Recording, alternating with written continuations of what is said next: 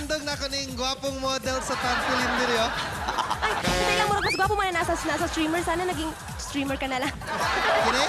Mura naman ko ni mo gisulti na streamer-genic or tarpaulin-genic ko, ano.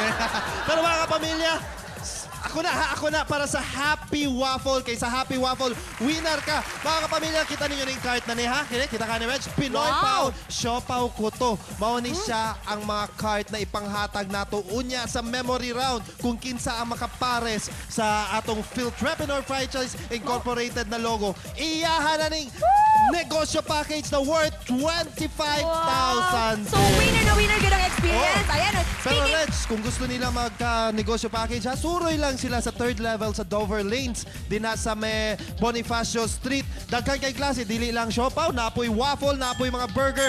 Wala lay labot ang mga tindera na ipanghatag natin. Okay? Okay! Philtrepreneur Franchise Incorporated from the Filipino Dream. Okay.